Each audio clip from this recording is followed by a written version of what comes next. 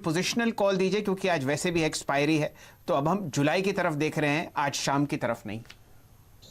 शैल जी good morning. शैल जी, मुझे लगता है कि आईटीसी का पोजिशनल सेटअप तो बढ़िया है और नेक्स्ट मंथ की अगर बात करें तो मुझे लगता है इनिशियल हर्डल 200 का होगा, जो इसका करीबन 200 ईएमआई है, लेकिन चार्ट देख के लगता है कि ये करीबन 215 218 का टारगेट अनफोल्ड करेगा। रही बात सपोर्ट की, तो सपोर्ट इसका बनता है 190 का। सो 190 के ऊपर बायस पॉजिटिव रखे, 200 पहला रेजिस्टेंस और उसके बाद 215। ये फिलहाल 100 पॉइंट का कट आप निफ्टी में आते हुए देख रहे हैं, 10,203, और निफ्टी बैंक आपके सामने 500 अंक नीचे है, 20,940 के आसपास। 2-3 स्टॉक्स और मैं मार्क करना चाहता हूं। यहां पर देखिए सूर्य रोशनी आपके सामने लगभग 132 पर चल रहा है। हेमंत जी, 2 डेटा पॉइंट्स मैं आपको देता हूं कल के ट्रेड के लिए, क्योंकि आपने अब जो कॉल ली है सूर्य रोशनी पे वो कल के लिए ली है। 10 साल के लोएस्ट वैल्यूएशन पर आपको ये स्टॉक ट्रेड करता हुआ दिखेगा। और एक बहुत ही इंटरेस्टिंग बात है, 700 करोड़ से कम का यहाँ पर आप मार्केट कैपिटलाइजेशन देख रहे हैं और टॉप लाइन है 5,836 करोड़। तो आप ये मान के चलिए कि 0.2 टाइम्स आपको ये market cap to sales ratio पर मिलता हुआ दिख रहा है। ये बहुत ही कम देखने को मिलता है, तो ये वो स्प्रिंग खुलने वाली बात है। बुक वैल्यू जैसे कि आपको आशीष जी ने बताई थी 216 रुपए है, और फिलहाल आपके सामने 10% सर्किट के बाद ये 132 पर ट्रेड करता हुआ दिख रहा है। तो ये अंडर वैल्यूएशन है बाजार में, जिसमें आशीष जी बहुत अच्छी तरीके से पकड़ पाते हैं। हेमंत जी, ठीक बात है। तो आशीष जी देखिए बढ़िया रिसर्च करते हैं। अब ऐसे 350 पॉइंट बाजार में सूर्य रोशनी 10% के सर्किट पर चिपक के देखिए चलता हुआ आपको नजर आ रहा है। अच्छा, एक और कुछ स्टॉक्स देखिए जहां पर बढ़िया रैली देखने को मिल रही है। अब देखिए चल जी, मैं कल भी कह रहा था आईडीबीआई बैंक कल सर्किट पर ले लीजिए, और क्या 50-60 लाख शेयरों का वॉल्यूम कल भी हुआ था लक्ष्मण जी की एक्सक्लूसिव खबर के बाद। आज देखिए 17.5 लाख शेयर ट्रेड हो चुके हैं, और आज फिर से ये शेयर 3% ऊपर खुला है। तो देखिए जहां खबरें हैं वहां पर देखिए सपोर्ट है, और खबरों के साथ अगर आप जाएंगे तो आपका पैसा पक्का बनेगा। तो ऐसे बाजार में जहां पूरे बैंकिंग स्टॉक्स नीचे हैं, देखिए आईडीबीआई बैंक बढ़िया प्रदर्शन आज आपको फिर से दिखाता हुआ नजर आ रहा है, और अच्छे खासे वॉल्यूम्स हुए हैं, और ये 5% वाला स्टॉक है, इसके ऊपर देखिएगा, रखिएगा नजर। अब देखिए अच्छी तेजी और कहां कहां आपको देखने को मिल रही है। बढ़िया प्रदर्शन आज के बाजार में गोदरेज कंज्यूमर दिखा रहा है। एफएनओ वाले स्टॉक्स पर रखिएगा नजर, और एक स्टॉक और है जिस पर नजर मेरी है, वो है रिलायंस इंडस्ट्रीज। और अगर ये मजबूत है तो फिर 10,200 को ये इतने आराम से देखिए तोड़ने नहीं देगा। आईडीबीआई बैंक तो खैर 5% भाग ही रहा है, लेकिन आरआईएल का स्टॉक दिखाइए डॉक्टर साहब।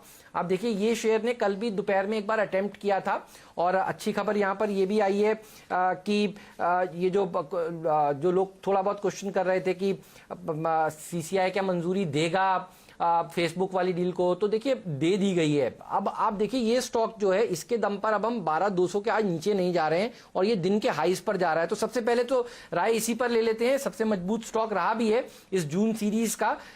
जुलाई में कैसा प्रदर्शन दिखाएगा शुभम जी, बताइए चार्ट्स क्या कहते हैं, और अब तो इसकी एजीएम के ऊपर सबकी निगाहें टिकी हुई हैं। हेमंत जी, अगर रिलायंस इंडस्ट्री में देखें तो मुझे लगता है कि अभी बाजार में जिस तरह से रिलायंस में मूव आ रहा है, मुझे तो डाउटफुल लगता है कि बाजार यहाँ से गिरता हुआ दिखेगा, और एक कंटिन्यूएशन पैटर्न का फॉर्मेशन हुआ है जहाँ से एक ब्रेकआउट अब यहाँ बनता हुआ दिख रहा है। तो मुझे लगता है बहुत ही बेहतरीन कैंडिडेट है, और एक फास्ट मूव यहाँ से रिलायंस इंडस्ट्री में आता हुआ दिखना चाहिए। तो ऑप्शन के थ्रू भी हम ये ट्रेड बना सकते हैं।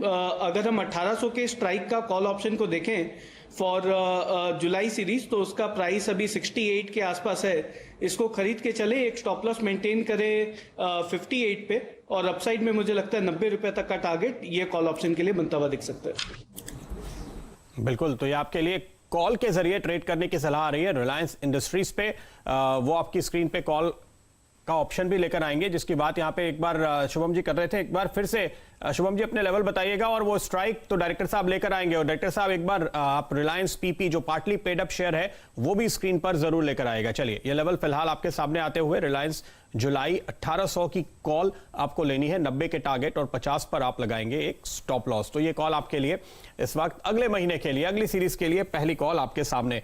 रिलायंस पार्टली पेड अप, ये शेयर आपके सामने अब आ रहा है। देखिए 2.5 लाख शेयर्स का ट्रेड अब तक हो चुका है और ये स्टॉक भी तेजी में 2% ऊपर। यहाँ पे आंकड़े थोड़े कम है तो इसके स्पेसिफिक टारगेट फिलहाल हमारे टेक्निकल एनालिस्ट के लिए थोड़ी मुश्किल होती है, लेकिन जो मुख्य शेयर है रिलायंस का, उसके लिए आपको मिला एक ऑप्शन का ट्रेड।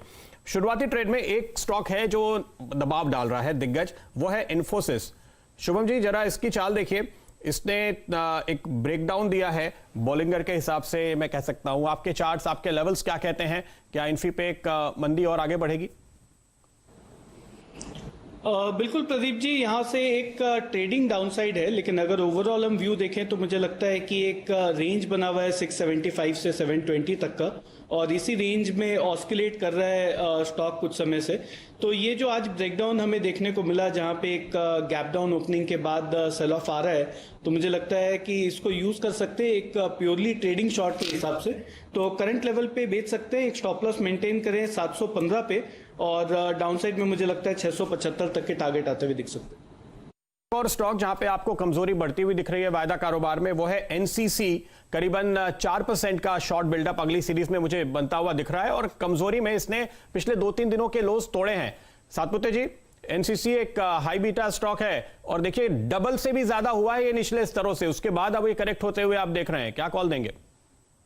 देखिए मुझे लगता है यहाँ पे थोड़ा हल्कापन, थोड़ा प्रॉफिट बुकिंग आना चाहिए, क्योंकि कल जिस तरह से अगर आप यहाँ पे प्रदीप कैंडलस्टिक देखे तो इट्स इन्वर्टेड हैमर, और वो भी राइज इन वॉल्यूम, तो कहीं ना कहीं लगता है कि ऊपर में 32 का रेजिस्टेंस कायम रहेगा, 32 के आसपास जाएगा तो अटकेगा और फिर से फिसलेगा, और फिसलेगा कहाँ तक? तो मुझे लगता है कम से कम 25 से 26 का इसका टारगेट होना चाहिए, जहां से ये रैली शुरू हुई थी। तो एक 26 का एक कंजर्वेटिव टारगेट लेके मुझे लगता है पे शॉर्ट बनता है, 33 का स्टॉप लॉस। ठीक बात है। तो ये सारे के सारे स्टॉक्स देखिए कमजोरी के साथ इस समय ट्रेड कर रहे हैं। दरअसल बैंक्स में दिक्कत है।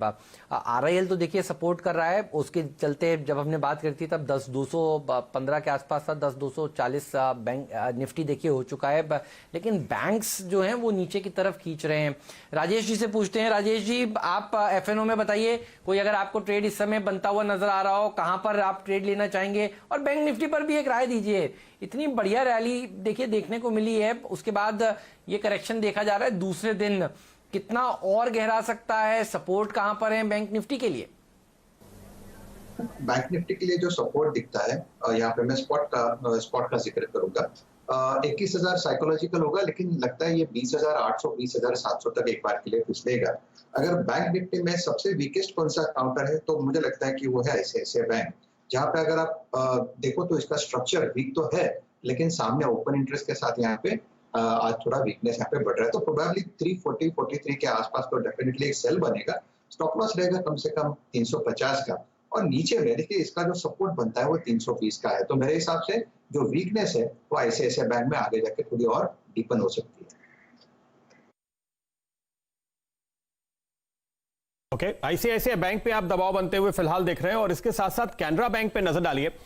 सवाल यहाँ पे शुभम मेरा ये है कि कल हमने यहाँ पे एक मंदी का कॉल लिया था बाजार बंद होने के पहले, आखिरी घंटे के दौरान, कि नतीजे के पहले आपको निकलना चाहिए। कल जिस तरह का ट्रेड था, अब करीब 7% के आसपास का मुनाफा है उस ट्रेड पे, क्योंकि 109 रुपए के करीब वो कॉल आई थी।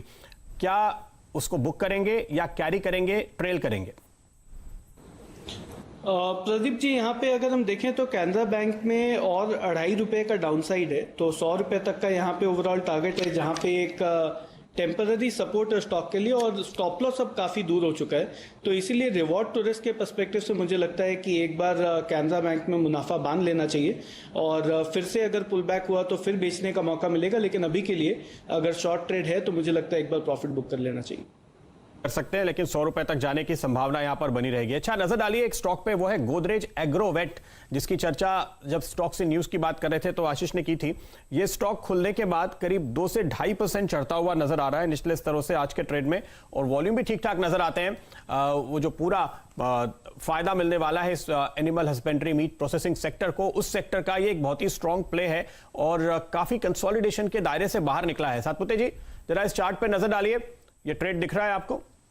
बिल्कुल। और प्रदीप जी, इसमें जो 200 डीमा लेवल है वो है करीबन 440 का, और 438 का आज इसने लो किया है। इसका मतलब 200 डीमा टेस्ट करने के बाद यहाँ पे रिकवरी है। कहां तक जाएगा? मुझे लगता है इमीडिएट टारगेट होगा इसका 474 का। स्टॉप लॉस मेंटेन करे 442 का।